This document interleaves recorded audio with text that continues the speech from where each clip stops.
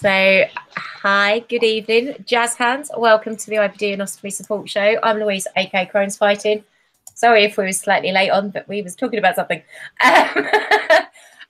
Tonight we are talking about what we would say to those that are either going to go through ostomy surgery or have been through ostomy surgery and are having a slight struggle. This was inspired by Rachel today.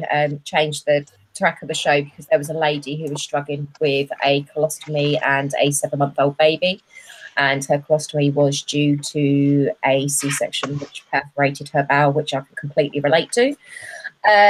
So what have I been up to this week? I went for a contrast x-ray down the loop part of my ileostomy on Tuesday. So it's safe to say there's a rather large area of dilated bowel, which is suspected to be Crohn's. I've got to go back and have another couple of scans done and some biopsies, and I'll be pushing for my surgeon to pull it out sooner rather than later.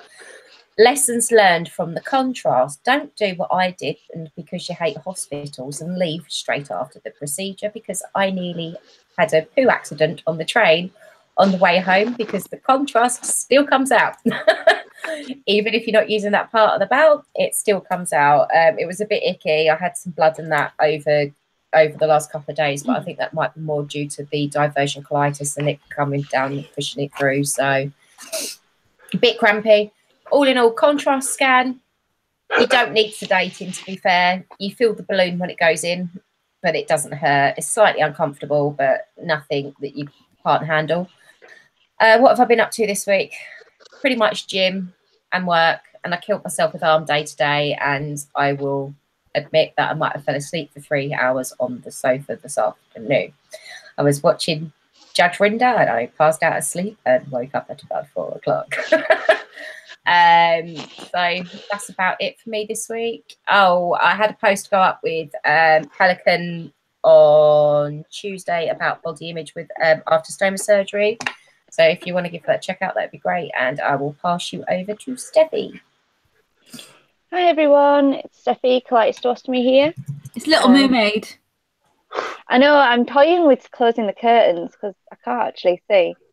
But I don't know. Keep it. It's a good look. It is a good all look. about lighting. I'm gonna keep it. Yeah, it is a good look. I wasn't on last week because I finally got my start date for my job. So I've only do 21 hours, which equates to 3 shifts. So I did 3 last week and I've done 2 so far this week. What else? I don't feel like I've done much. I mean, I've started cycling to work. I didn't today and I'm not tomorrow because I was doing 9 till 4 shifts, and there's one of the big high schools right on the entrance to where I go in to Stokesley, and I don't fancy doing one of the giant roundabouts that has 5 to 6 exits on a bike in rush hour. No. So but it's 10k a day if I bike, which I'm pretty proud of.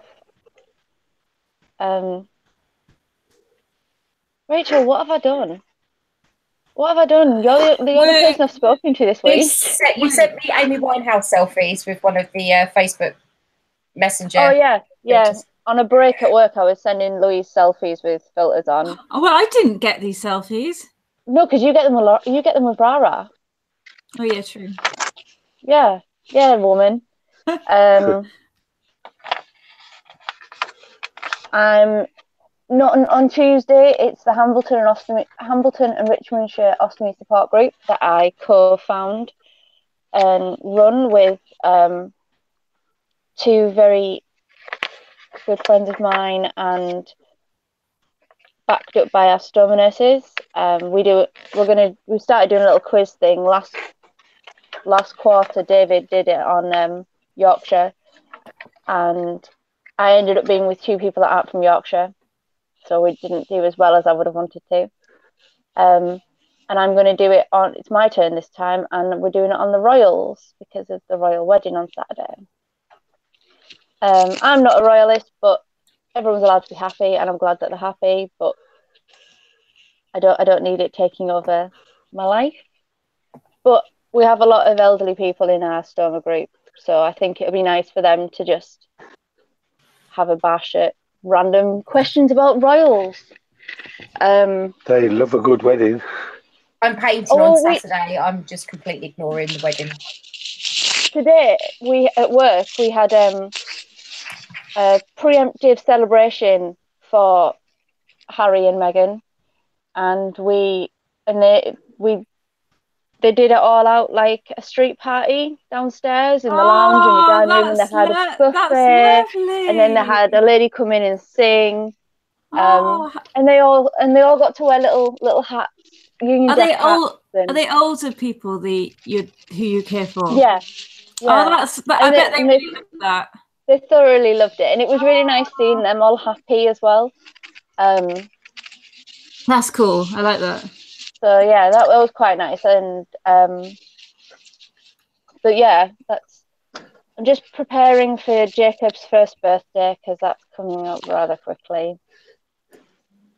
So what date is that again? That's the 5th. In fact, I've just made his. Wow, that's come around so quickly. It's gone fast, hasn't it? What has happened, Steffi? Wow. I know. I've just created some little invitations. So, yeah, but that's about it. So, Rachel, go on. You've been busy. Hi, I'm Rachel, aka Rocking Two Stomas, and hello to everybody who's watching. And if you're watching for your first time, hello, welcome. And there's a chat box to write your messages.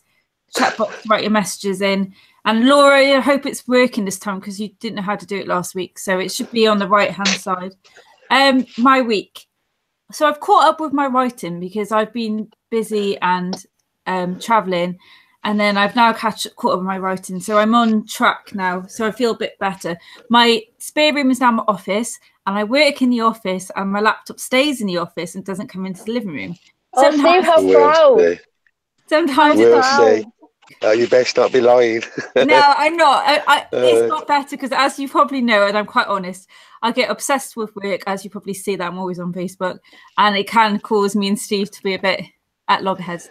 So I'm trying to learn to kind of rest, a bit.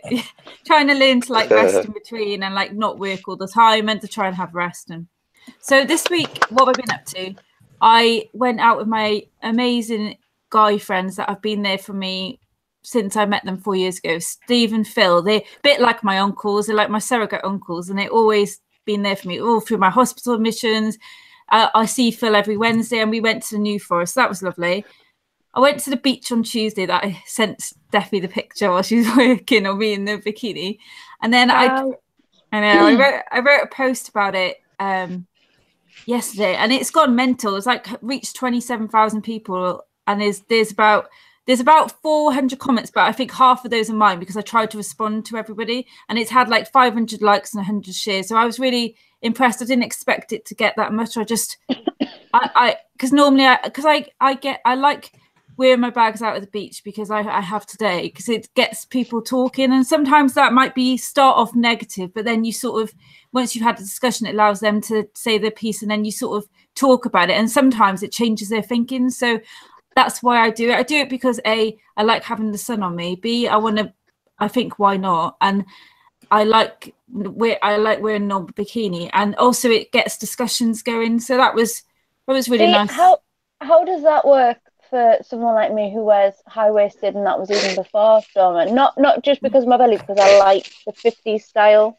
Yeah, you can't do that because they're too high, aren't they? Yeah, I think it's probably like whether you have a mixture of both. So I've got some high-waisted. Sometimes I think, if the prolapse is extremely big or I'm hurting, I might decide to wear a high-waisted. And it isn't for everybody. And that's what I kind of said in the post, that it isn't for everybody. I didn't do it for years, but I kind of got a point where I thought, it's actually a really good way for people to talk, and it's a good way for me to store awareness about the urostomies, double baggers, all stomas. It was kind of, it's a good way to get a conversation, and we saw like, it as long as you're comfortable as well. You know what I mean? Yeah, it's whether you're confident. It's like Steve and I, like at the pool, I went with the bags out. Steve prefers to wear a band. At the beach, he'll go with the bag out. It's up to the individual. But when we were in Gran Canaria, some ladies came up to Coloplast, the ladies in Coloplast, and said, "What bags are they wearing? Because I can't believe they're in the pool. Like my friend or dad or doesn't, you know." And that's why doing this starts a conversation. Like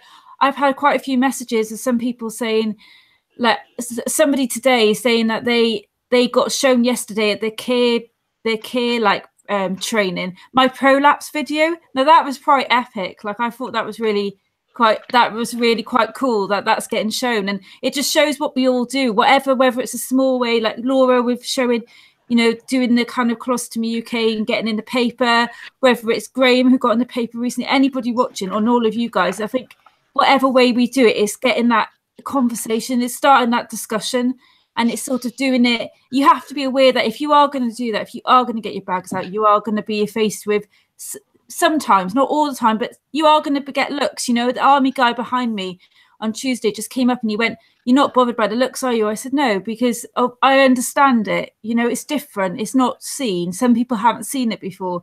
And it's just to start that conversation. Rachel, can I just bring something up quickly? I don't know if you guys saw it today on Twitter, but it did slightly peeve me off, because you guys all go swimming with your stomas, don't you? We know the drill. Obviously, base plate extenders to help secure the bag before, which was Rachel's tip. Other bits and pieces. And Ostomy Armour had posted that if it wasn't for their stuff, that person's bag would have slid off in the pool. Now, I'm not being funny, and I understand that people have to sell things, but that's a bit naughty. It's a bit sort of. I've never wore a band like that. I wore a band in the water, and I've wore extenders. I don't feel like I need to now, but yeah, it's a bit of a. I don't know what's the word I'm after. Overselling itself if you must. I haven't actually. I can't really comment because I've not read it, but I'll have a look, and I'll look through and see what it says. But I know that the stoma nurse that we saw in Steve's house, she suggested to me to wear like something like Ostomy Armour or the Comfys like guard to see if that will help to keep the prolapse in. But it doesn't keep it in, just slides past it. But she wondered whether that would help me swim. So I don't know if it's something like that, but I'd have to read it. But yeah, I find that as long as you're, like somebody said to me in a few comments, said that how can you go, the sun, doesn't it make it peel off, or doesn't it in the water, doesn't it fall off? And I doesn't at all, not with the bags that I use and the base plate extenders. It's all, I don't think, not many times. Have you ever had it slid off, Steffi? No.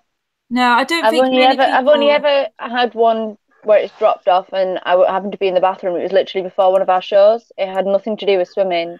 It was literally, it was too full and it dropped. The thing is that the base plate might peel slightly because of the water, but it doesn't just slide off. No, if it slides off, it means you've probably adhered it to a wet area already, or a greasy area. You know, if it's stuck down, it's going to stay stuck down, isn't it? Yeah, like you said, you might get like peeling and stuff. That's my look on it anyway. Oh, your little snuffles. Sorry, Steve. Can I just ask you, because Louise and Steffi are like kind of YouTube queens. Right, so Laura, hang on, where is it? Laura's put, "I'm listening this evening. I need to get you offline because some are signed in but said I need a channel to comment." Do you need a channel to comment? No. Laura, have you gone on the right? Have you logged in? Have you logged into your own? Have you got a YouTube? Is it account or YouTube logins? It's a Gmail usually, isn't it? Most people have a Gmail for Play Store and stuff. If you sign into you, if you can't tonight, don't worry. Message me on Facebook and I'll read your comments if you want to join in, and then maybe I can help you in the week before Thursday, and we could join it together. Yeah, thank you. I'm not as good as YouTube as these girls. I just know it's there. I was just going to say, for those of you watching, if you haven't already subscribed, if you push on the subscribe button, But next to underneath the video, just on the right hand side, there is the pop out chat. You can actually pop it out and have it next to you as you're watching, or you can just type into the chat. It's on the right hand side of the video. That's playing live right now. Where's Steve gone? I don't know where Steve's gone. He's dropped off. He's dying from man flu, isn't he? He's like living in his car. Have you noticed? But no, I think that ostomy armour post, in all fairness, was a bit naughty, because it's like the likes of that lady that was speaking to us today, Rachel, that was worried about going swimming because of her tummy. And then seeing that post, it's going to make the person more neurotic. I'll have to read it first before I sort of comment, because I've not read it. But yeah, it sounds like it's maybe a bit. You've got, with information, you do have to be careful what puts, because some people, like, I worry about, you know, mentioning my prolapses sometimes, because you don't want to kind of worry people, like you don't want to sort of worry them unnecessary as well, but then you also want to inform, so it's a delicate balance, I think. Well, the thing is, what would I tell ostomy? What would I tell? I think more with the pre-op patients rather than the ones that have currently got one. And I think is what Mike said earlier. It's going to hurt after the surgery. Believe it or not, it is going to hurt. Surgery. Graham's just sent me the picture of Harry. Yeah, he's already done that to me. He said that's our new swimwear. Oh, sorry. I think with pre-op, I think what people don't realise is that the surgery is going to hurt. You're going to have a recovery period. Once you start getting through that recovery period, then things do start to open up. I don't think you should be worried about having a stoma. People are different. Everybody's different. There is going to be times where people aren't going to be able to cope with the stoma or handle the stoma mentally or physically, where others take to it like a duck to water. It is all down to individual circumstance. Okay, we're all a bit loud and proud about it now, but it wasn't always the case. Rachel hid away for years with hers. I hid away when I had my first one. It was bloody awful. I hated it. I couldn't wait to have the reversal done. I just wanted to get back to normal.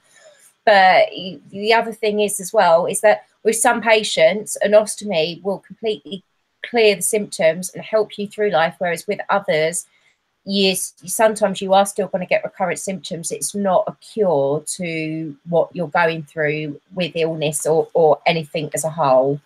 And I know that sounds a bit deflated, but it's not a cure, is it, Rach? No, sorry, I missed what you said then. I said the stoma is, having a stoma is not necessarily a cure to what you're going through or the reason as to why you got the stoma in the first place. It's a process and it's a journey. It's like whatever you have your stoma for, whether it's IBD, whether it's cancer, whether it's a rare condition, whether it's trauma, radiotherapy damage, the list goes on and on and on, hospital malpractice. It deals with, you're dealing with sometimes it coming back, you know, with regards to my prolapse, when I was on the surgery, it would come back.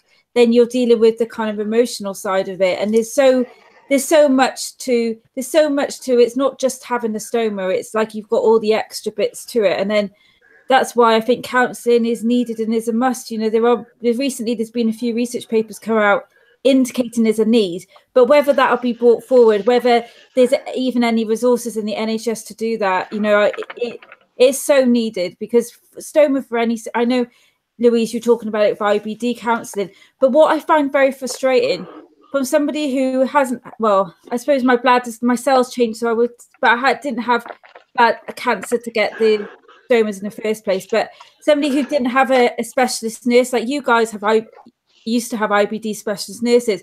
There's cancer specialist. I didn't. Did you not? They weren't around. Really? There was none of this information readily available. There was literally a GI and a surgeon. And there was nothing else at all. So see, that's you lot that have IBD and stuff with your IBD nurses, I've still never seen an IBD nurse ever. See, I've never, because mine was a rare condition. I didn't have that kind of nurse specialist, and at times I felt quite resentful that I didn't. Now I'm okay with that, and you know, when I had, because my cells mutated and it was early stage, like with the bladder, and it was removed within 2 weeks, but I still never had really that intervention. And I think, I don't know if in the future there's a way for that, but there are gaps, you know, having a stoma, there are, with certain conditions, there are gaps in support, gaps in that kind of knowledge. Like I only got counselling because I developed PTSD and night terrors. That's the only reason I got it. If I hadn't have developed that, I wouldn't have got the counselling. And even now, you don't. Sorry, Louise. No, it's okay. I was only given counselling because my surgeon happened to be the guy that did my aftercare, because my original surgeon I thought was too arrogant, and I was in agony after my J-pouch surgery. I was absolutely fine after my stoma surgery. No pain, nothing. Not even like normal surgery pain. I didn't have any of that, so I must have been pretty lucky. But my surgeon made me have counselling because he remembers how against having a stoma I was, how over dramatic, like more like stroppy teenager over dramatic at the age of 21, kicking off, threatening to end my life, threatening to rip it off, threatening all sorts. I was also quite a stroppy patient to begin with. I used to pull cannulas and tubes and stuff out anyway. You were young, I didn't get my way. You were young, but and if you did have the support, and you didn't, there was no community like network like there is now. That must be really lonely and hard. It was very hard. There was literally a Crohn's colitis forum in America that I used to write to back in the day, and I found that I only had to have the counselling because he was like, I need to know that you're ready for it, because I remember what you were like 10 years ago. So, and he was like, I don't want 10 years later down the line you coming back to me and going, oh, I want it reversed, because I fought to have a permanent ileostomy, not a temporary one, because what was the point in me going through more surgery? If I already had pouchitis, I was going to get it again. There was no point in suffering with it. I just wanted it all gone. But since Baghdadi has turned back up, what's your week been like, my love? Sorry about that. My phone just switched off. Hi, I'm Baghdadi with the hashtag. Got the sexy croaky voice going on. I know, it's cool, isn't it?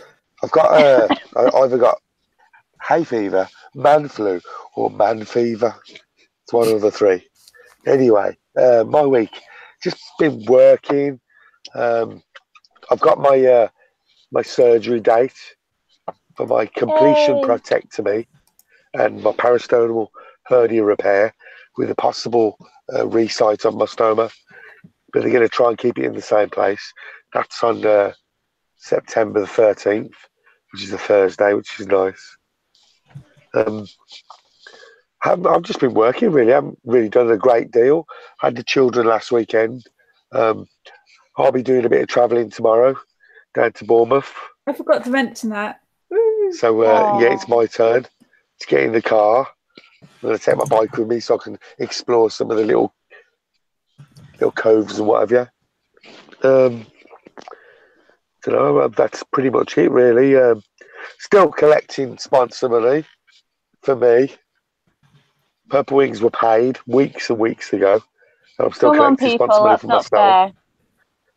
They're not going to be on here, Steffi. They're all at work. It's about 150 now, isn't it? Like yeah, it's about 140 now. I've got to tell her. Oh, 140. It's still out your own money. It's still. Yeah, it's one of them. I'll collect it.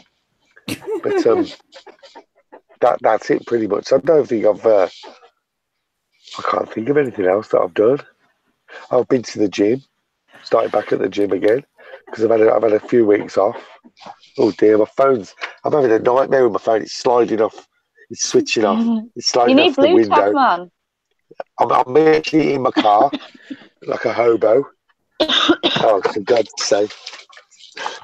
Steve, is it overheating like last time? I don't know. Oh dear. Anyway, honestly, I'll let someone else take over because I'm having a bit of a technical difficulty here. You're having technical difficulties. Oh, bless you. I just realised I never said what I would offer as advice to people that are going in for stoma surgery.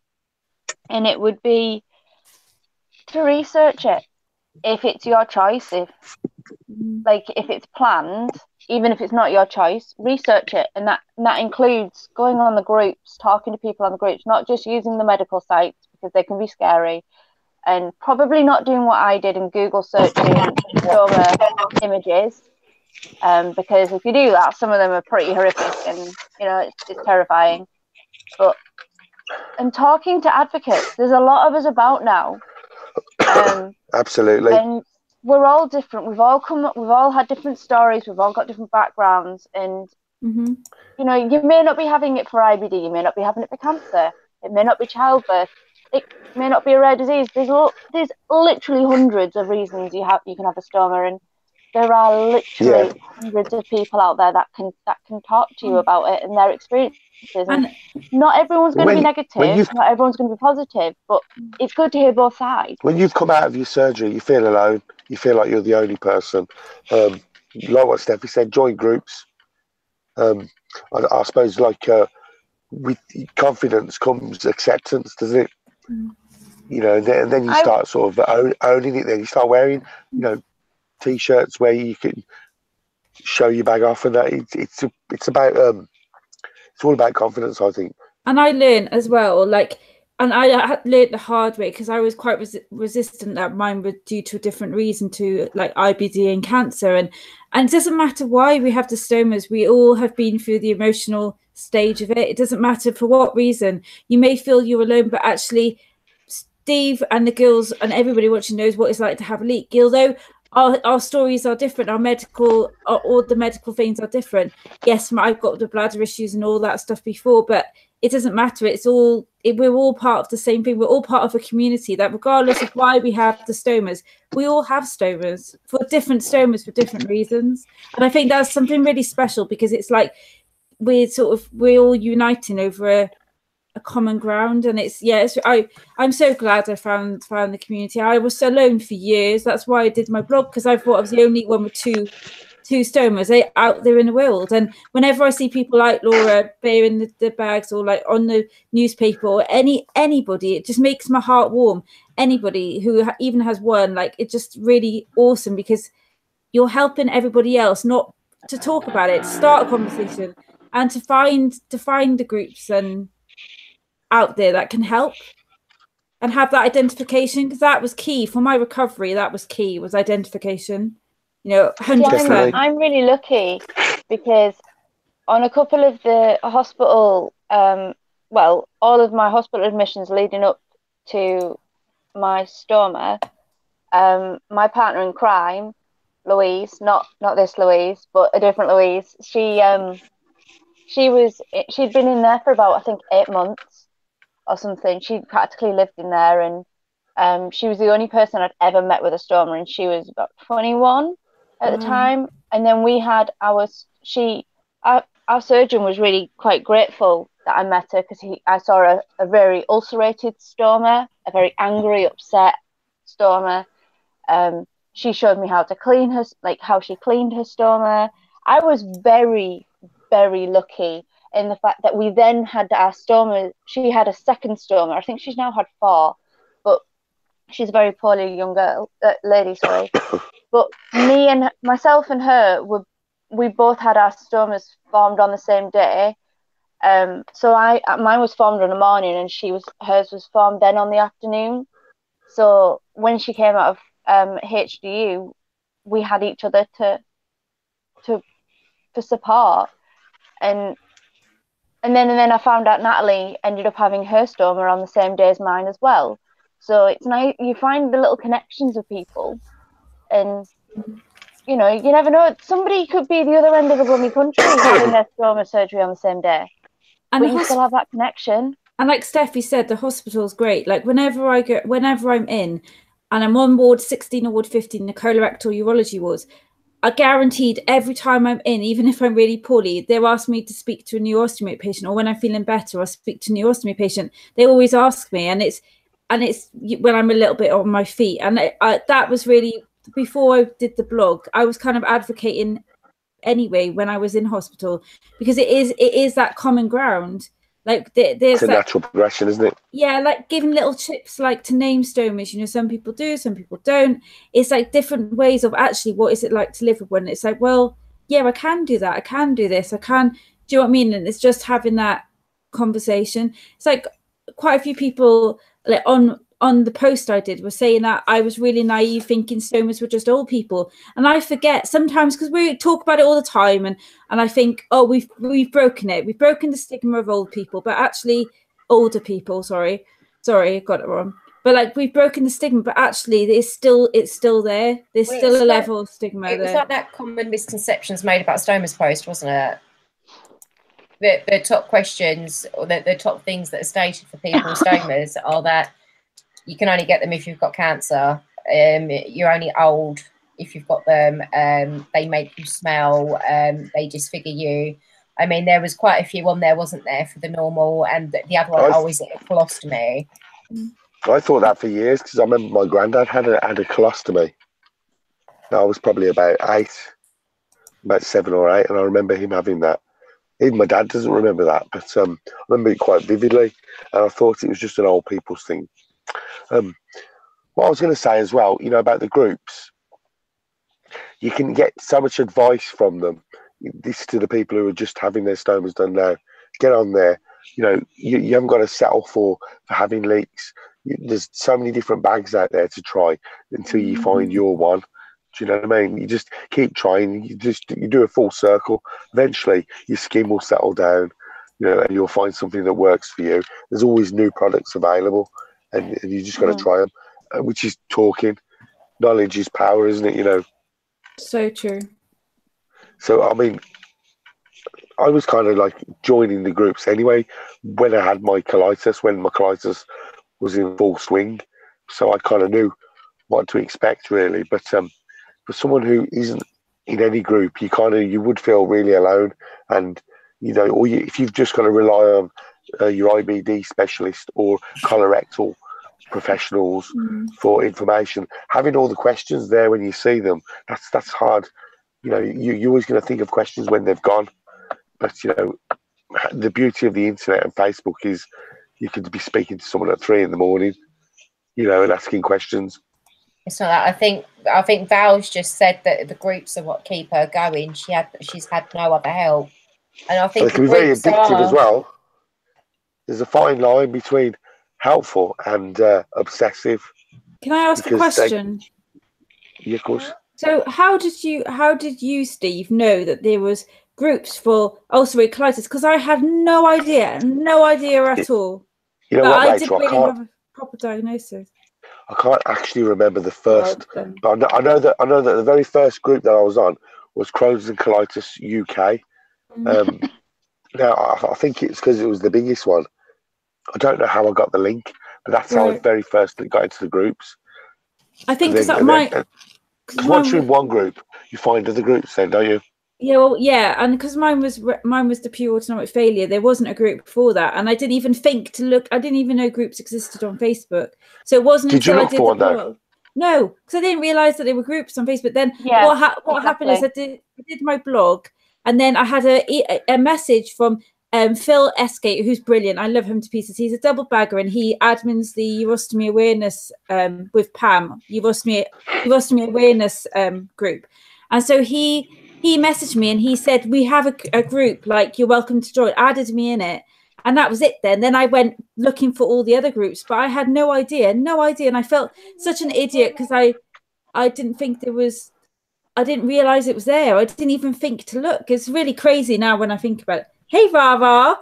Hello, beautiful girl. What's wrong? She just want to go to bed. Oh, come on, darling. Isn't it mad that when you're young, you don't want to get to bed? When the older you get, the earlier you want to get to bed. The more the bed pulls you out. That's Auntie Rachel's boyfriend. Hello, Rara. I love your little bow, Rara. Oh, bless. We're gonna do faces soon. Should we do faces soon? Do you not think though when some of us had the stoma surgery, especially mine was back in 2009. Facebook had only been about for a year or so. back in 2009. So there's no way in hell you have had help then. Shut up. I'm not sure, you know. I weren't on it then. I definitely weren't on it. See, my operation was 2015. So You never did wash your face. I probably found the group about 2014. Mad, because you don't remember things like that. You just remember always being in them. It is bad. It's the groups, though. I think, to be honest, most of the groups didn't really start. Facebook didn't start taking off, did it, until after like sort of 2010, 2011. And you know, the very first place I even heard about a stoma group was Amy Robson's blog. She had a blog about like dressing with an ostomy, and the first thing, because I'd found her from Googling, can you still wear a bodycon dress with a stoma? Oh, did and you? I was already reading Hattie Gladwell's old stoma post that got taken over by Securicare. Well, it's not taken over. She doesn't have a stoma, she doesn't post on anymore. But Amy had wrote about the fasciostomy group, or ostomy fashion, which is obviously a ladies only group, and that was the first one I found, and then like I saw Lauren post about the ball, and then that was kind of it. It was everywhere. But I think the one thing I'd just like to say is that you can't beat the face-to-face interaction. Online groups are fabulous and they're brilliant. They really, really are, and they have helped me. But I have to say, you can't beat the even when I went to the UA like long weekend in the summer, there was something special about actually meeting people in real life, like meeting the girls, and you know, and having that actual one-to-one connection. The groups are brilliant, but I think adding it takes it to another level when you meet in real life, or you're able to have that interaction, like Steffi's stoma group. And I think you can't, it's not just instead of, they can be done together, like the IA, the CA, the UA, all of them, you know, the Wessex Bladder Cancer, all of them are great ways to kind of meet people. And I know there's a big bridge gap of ages, but I think maybe that's where we can sort of step in a little bit to try and help that bridge, because there is, I know that sometimes I don't really go to Cupid sometimes because of the age gap, but I'm trying to maybe go a bit more to help if there are any other young people that come through. Do you know what? In all fairness, when I started this, especially just before my last stoma surgery, I went through Instagram. I didn't go through Facebook. And the reason being is Instagram, some of what you can do still remains relatively private, whereas Facebook, even when you change the privacy settings for your personal account, following the groups or following pages, it sometimes shows up in your feed. And then you've got like your friends jumping onto it or your family jumping onto it. So I always find Can Instagram. I just point out to a lot of the people that ask in the Purple Wings Ostomy Support group, if it's a closed group, that doesn't happen. But if it's an open group, then it will pop up on your feed. I just wanted to, Facebook has changed that. So if it is a closed group or a secret group, that isn't going to happen. Because I've had a few people just recently ask, they've been worried about when they've answered questions on polls or groups. They're like, oh my God, like, is everyone going to see this on my feed? I'm like, no, it's closed. You can't do that now. I'll tell you what, I've had quite a bit of in the earlier days was you'll obviously have friends. You'll have friends within the community, the bowel community, let's call it, and you could be just doing a regular post on your regular Facebook, and then someone will go, "Oh, how's your stoma?" And you're like, "No, hang on, that's a different. You know, you've jumped on my normal Facebook with medical questions there." And it's kind of like it's an unwritten rule, isn't it? You kind of leave them questions for that site, but a lot of people are still learning that. No, I think our personal pages should be left alone. Our personal Facebook, the groups is fair game. The pages are fair game. If we've posted a question on them, fair enough. But it does cross over into your personal life a little bit sometimes, doesn't it?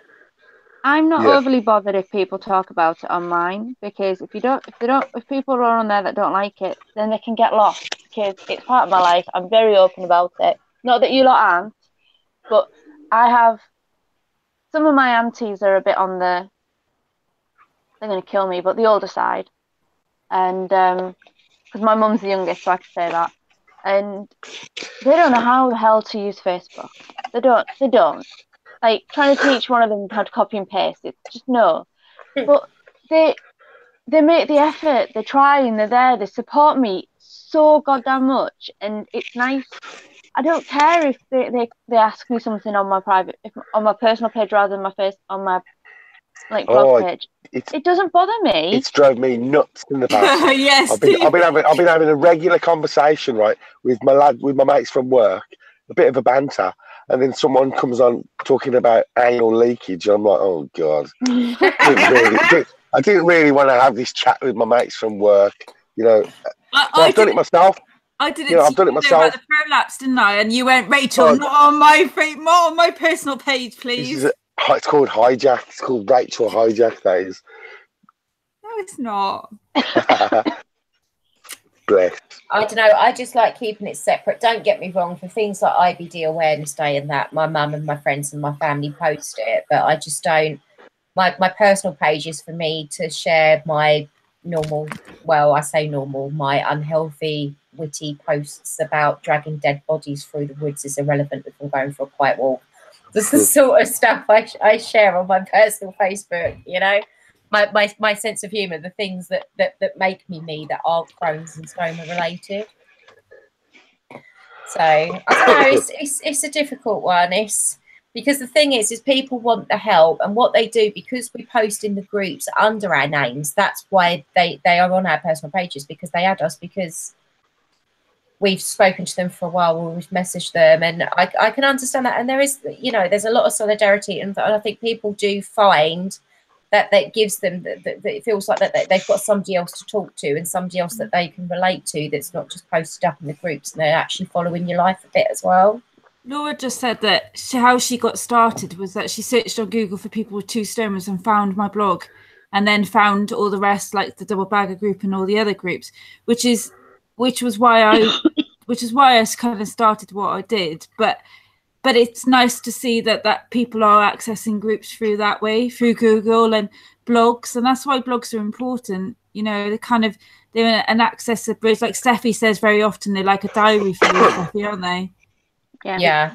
Your feelings, and it's like what my stoma nurse said, Rach. You know, when you're at Good Hope Hospital now and you're having stoma surgery, you'll actually she will actually forward you onto Purple Wings, onto Rocking Two Stomas. You know, all these sites, they're getting like a bit more leeway now. They're getting mentioned in my hospital, which is really good. Yeah, I share Rocking Two Stomas on my Hambleton and Richmondshire Ostomy Support Group page. Thank you. When we did the ostomy days, I stepped in on the UK stoma nurse lecture, and it was like 64, and they talked about the bridging the gap between kind of patients, supporting patients, and it was brilliant. It was really insightful, and I love Terry to bits. She's an amazing stoma nurse, and she's very forward thinking, and it was just brilliant, because it's getting stoma nurses to think. They're now thinking about their kind of consultations to be more like the motivational speaking, the like motivational coaching, kind of like, you know, not saying you must do this, you must do that, asking questions. And then Richard, I know this because I know Richard's been doing some life coaching, which I love life coaching. I think it's fabulous. But like kind of reframing it to try and get somebody to do something without actually telling them. And they're trying to get stoma nurses to do that. And I think it's very exciting. I think we're in the next stage now of the stoma world, kind of the bridging the gap between the healthcare professionals, patients and advocates. And it's exciting to see where that goes. But what happens, just to throw a spanner in the works, what happens to the ones that aren't getting that from their stoma nurses, that they're getting from the stoma nurses that aren't as forward thinking and that are a little bit maybe bolstery around the edges? It's going to take a while to jump on board, isn't it? Because you have to either stumble upon it. Like I said, I don't know how I found Crohn's Colitis UK, but I did, and that was my way through the rest of them. You know, just I don't know, evolution. You're going to find one. You're going to find another one. But it's that initial one, isn't it? I only found the groups because of Steffi, because when before I started all of this, I was following Steffi on Instagram, and we got talking and everything else. It was between her and Ben that pretty much bashed me around the head to start blogging. Really? And then, wow. Yeah, and then I got drunk and come up with this. But I think for me, I think Facebook is good for sharing things. Facebook is good for talking on. But for me, I think I just prefer Instagram because there's not as much drama. I know it sounds a bit ridiculous, but I think with Instagram, people share things and yet they talk to you on DM. It's not all posted out for everybody to see. And I just find that a bit more preferable. It's the same on Twitter as well, because it's such a short spec for being able to type. People DM you more and you speak to them privately, and you speak to them on a one-to-one basis where you don't have to filter so much what you put, and you can be a bit more open and honest about things. Whereas with some of the groups, they're great, they're absolutely fantastic, but sometimes if you put something and you know that it's right and you know that you're giving the good solid advice that needs to be given, but they're taking somebody else's when that's not the correct advice, it does sort of worry me sometimes, because none of us are medical professionals. It's the same as what we say with this, with our blogs, everything we do. We are doing it from our own perspectives. We're not medical professionals, and you need to seek that help and not just take what somebody's telling you as gospel, because some people do. If you are worried that your stoma nurse might not be as proactive as others, like I have two, and I'm very lucky, they're both fantastic. They fit like yin and yang, like depending on your mood, is like they just fit beautifully. Each of the stoma or at least the larger stoma companies, and the IA, possibly the CA and the UA, maybe the UA, they are pretty little, so I don't know. But and Purple Wings all have their own stoma nurses that you can contact. You can show pictures. A lot of the stoma nurses in my area because I'm out in the sticks, really. We've got people that go right out to the coast, which actually isn't that far away from me, but it sounds like it is. And they Skype people, and they have people do a bag change so they can look at the skin, and they help people that way. Sometimes you do need face-to-face with a stoma nurse, but sometimes you don't, because there are that many different avenues you can go to. I mean, I know Coloplast have some great stoma nurses, sort of Pelican, you know. And Vanilla Blush as well. Vanilla Blush got Andrea. They've all jumped up. Yeah. She did this. I completely forgot about that. Sorry. I did a YouTube video with her about pants. There's a big push. Online. There's a big right. So the other thing that was in this little lecture was there's a big push of getting stoma care nurses to use Twitter more, to get departments and stoma care departments to use Twitter more. Now there's one. Andrew Bird, who's a stoma care nurse. I think he's up north. Is it Nottingham? I think they have not in south. Oh, well, no, to me it's north. Come on, I'm Bournemouth. You know that's north to me. Nottingham is north. Everything's north, isn't it? Yeah, everything's north. Just to put this out here slightly. Sorry, Graham's just said he prefers the groups and everything else, because he used to be a member of the IA when he got his ileostomy in 2002, but he never felt part of the local meetings. It was so divided. You have the older ones and then the ones in their 60s and the teenagers. So they always felt alone in the meetings. Yeah, I can totally relate to that. Yeah, Rachel, you were saying about what they were trying to get done in the southern parts of the UK. I was just saying that how they're trying to go more onto like Twitter, and they're trying to like stoma care departments, like stoma care nurses, to have Twitter accounts where patients can follow, because in case of what we said earlier about the lack of information, they kind of the information not being correct, so that they can share blogs that they like, and then patients can follow from Twitter. And I think that was talked about in one of these lectures, and it was quite interesting, because I think there's a big push forward now. I think something's broken. We're actually the advocates of now.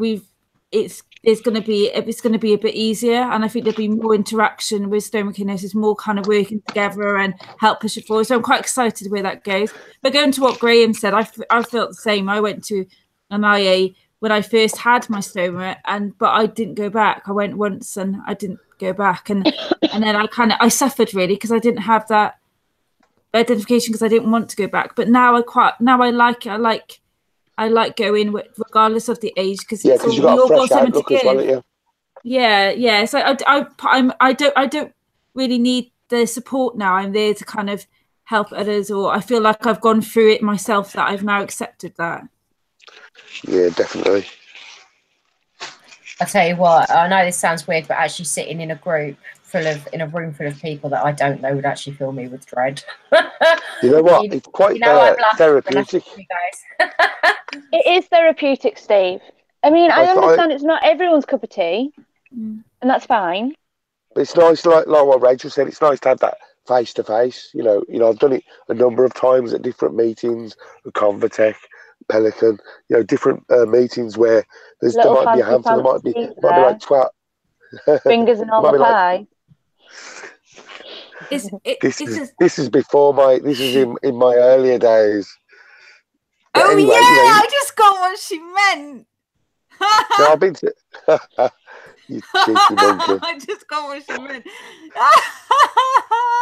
And I've been to many meetings and many groups and coffee evenings, you know, and it's good because you come away with a bag full of goodies and you get to speak to other ostomates, which is amazing. You know what I mean? Do you know what? I'll be.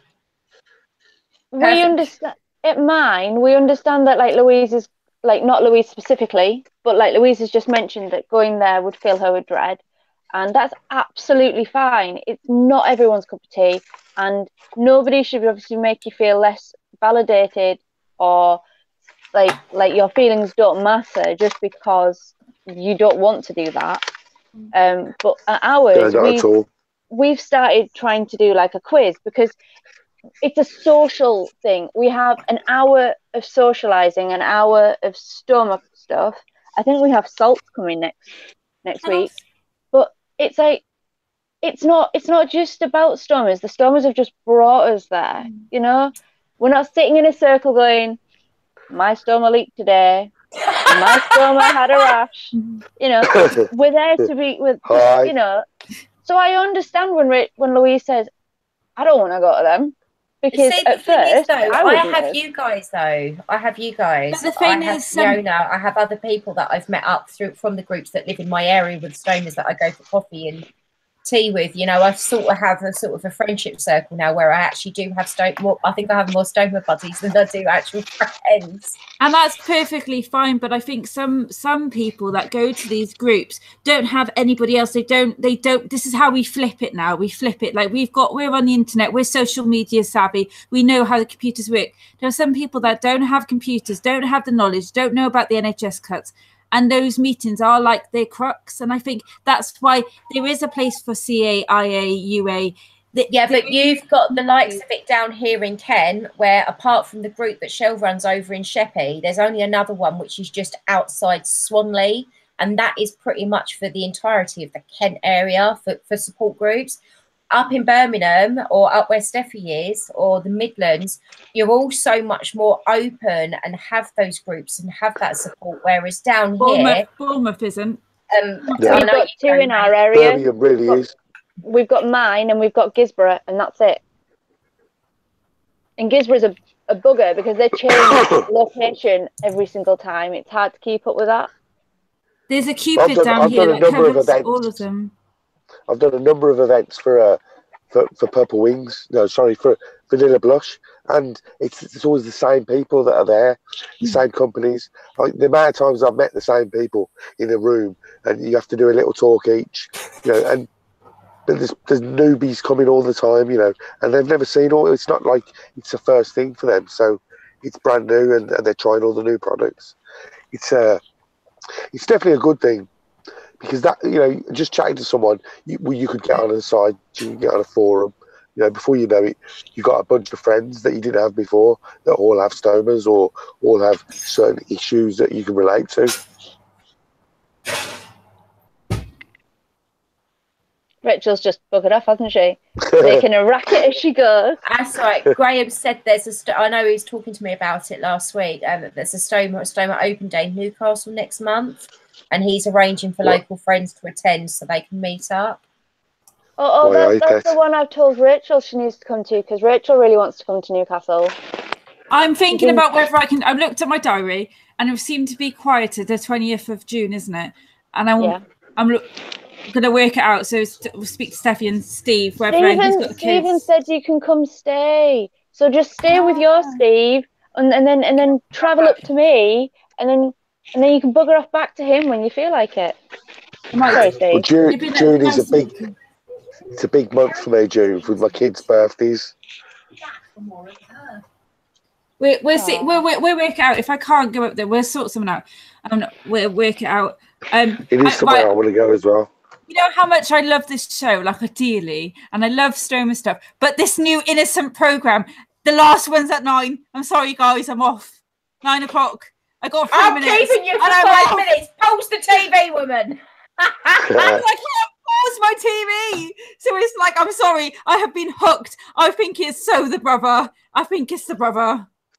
Dude, you said on chat the other day that you can watch it on catch up.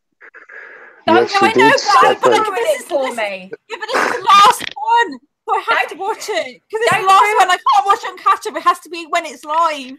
Don't worry, I'm a bit weird. Don't ruin it for me. I'm meant to be watching that as like one full swoop tomorrow night once Maisie goes to her dad's. Oh God, okay. Well done for telling me, because I've like been tweeting it, going, oh, it's the brother, but nobody knows it's the brother. Just Rachel thinks it's the brother. Yeah, the way Rachel says brother is. Has anyone seen Human Traffic? I'm probably not going to bother watching it now, to be honest. Human Traffic is an old film from like I remember Human Traffic. Rachel, Brilliant. when she says brother, it just makes me think of brother from like Danny Dyer. The record shop scene. Right then, I've got to go because my lad has just come out of his club. So I'll see you all later. See you later, viewers. Have a lovely evening. Well see you later. Bye-bye. Bye. Bye. But for those of you live who don't see Steve drop off, you get a nice little screenshot. It's been quite efficient this evening. Right, Rachel's just about to drop off because if she misses that, it's on. You post anything on Facebook, Twitter, Instagram about the end of that, and I will do you when I see you. If I am right, to be watching that tomorrow night. If I am right, I will be doing a little dance because it's like it hasn't. Even the TV don't even know that it's him, but I know it's him, and I'm always right. So it's him. So I'm sorry, Louise. I think I broke out. This is the biggest spoiler ever. Rachel knows. La la la la la. I always get it wrong. Like always. But it's okay. It's not on yet. I've got the advert on. I'm sorry. It's just I think living on my own. I like TV series. I have like 24 hours in A&E. The ambulance. The 24 hours. For those of you watching, Steffi's been working quite late. This week in the evenings, I've been reading Jojo Moyes. I've read Me Before You, and I've read Still Me, and I forgot there was one in the middle, and I'm just about to read After You. So, and then tomorrow night I am watching Innocent. I'm reading Ragdoll, and the tagline is "One body, 6 victims, no suspects." Ooh. One of my friends on I got the bus home with him. He lives around the corner. He was like, I was telling him that he needs to watch The Alienist because that's fantastic, and that I watch Criminal Minds. He was like, "You just like serial killers, don't you?" I'm like, "Yep." If I could get away with it, if my face didn't give everything away, I'd be one. He was like, "Is this something you're not telling me?" I'm like, "I'm such a bad liar." I've just realised we are still live at the moment, and I've just turned around and said live on air that if I could get away with it, I'd be a serial killer. Anyway. We'd like to say thank you everyone so much for watching this evening. I hope you found the show helpful. As to what we're doing next week yet, I don't know. Richard's just said a question about, are you more interested in stoma or IBD support? And if stoma, which do you have? I'm not too sure if he's asking Val, to be fair. Oh, sorry. I thought that's sorry. My bad. Right, I'm going to go now. Bye. Right, bye, Rach. Love you all. Bye. Thank you for understanding. Bye. Bye, love. Well, with Richard, if that was aimed at us, then I think both sides of the fence. To be fair, I think people with IBD newly diagnosed should get counselling, and I think those either before stoma surgery or after emergency stoma surgery should have the counselling as well, because not everybody is good at adjusting. Yeah, it was a question for Val. I've just put that out. So we'd like to say thank you for watching. We're going to stop the broadcast now. We're going to say bye. Bye. And thank you for tuning in. Bye, guys.